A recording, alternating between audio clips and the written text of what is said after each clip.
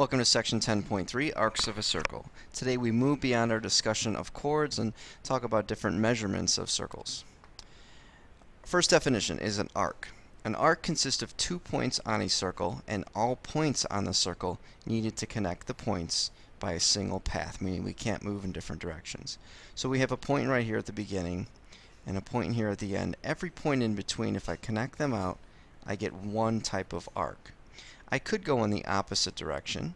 I could start at that same beginning point, go the opposite direction of the circle, and I get a different arc. Now, they're still both considered arcs, and we'll talk about the different naming of those in just a minute, but the main idea is we've got 2 points and then everything in between around the circle. It's kind of like a segment that's been bent around the circle.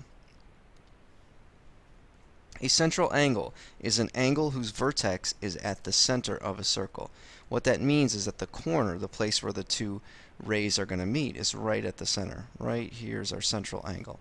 So we have 2 radii that make this up, radius OA and radius OC. So a central angle will be an angle whose vertex is at the center, that's made up of 2 radii. Now, as I talked about just a minute ago, we're going to talk about the different types of arcs. We have a major arc, which is an arc whose points are on or outside of a central angle. It's a very big angle, big arc. A minor arc is an arc whose points are on or between the sides of a central angle. So let's go back to that previous slide so you can see what that means. There we go. And in this diagram, we have 2 arcs that are made by AC. We have arc AC, the minor arc, which is the shortest path to these 2.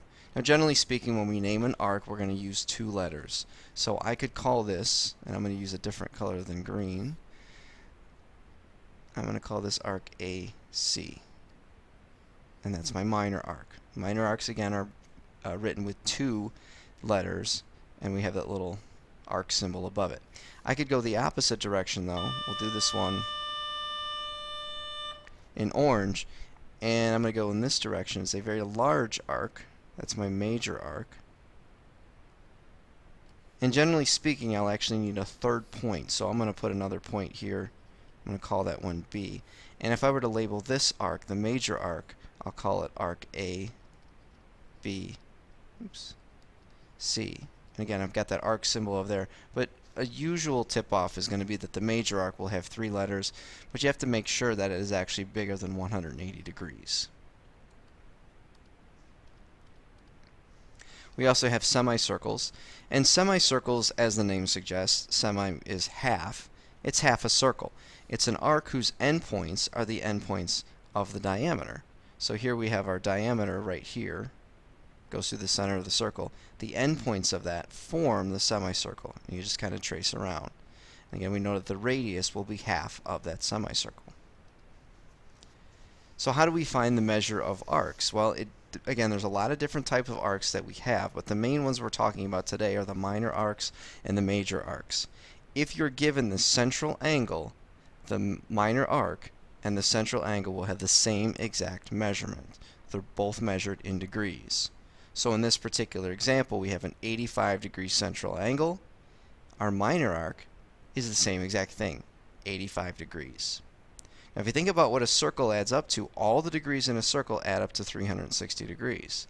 So if we're starting with our minor arc, which is 85, and we want the major arc with the same name, AB, all we would need to do is take that minor arc and subtract it from 360 degrees, and we would get our answer for that. So let's look at an example of that.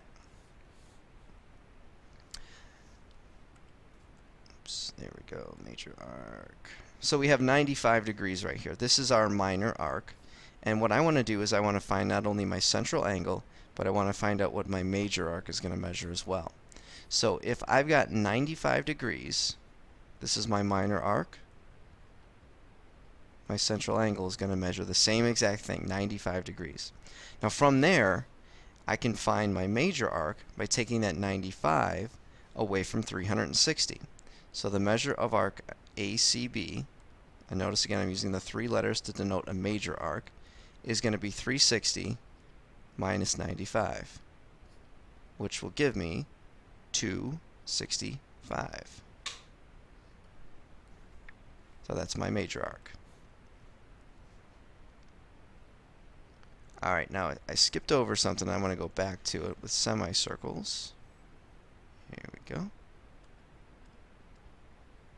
If we have a semicircle, and we already talked about that being half the circle, and just kind of piggybacking on what we did with the major arc and the minor arc, all the arcs together in a circle have to add up to 360 degrees.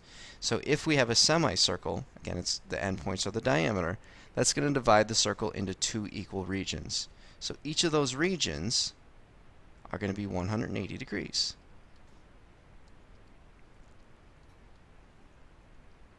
Now depending on which direction we're going, we're still going to label the semicircle the same thing. We're going to call it arc AB. If I went clockwise, it'd still be 180. If I went counterclockwise, it'd still be 180 degrees, because it's exactly half of the circle.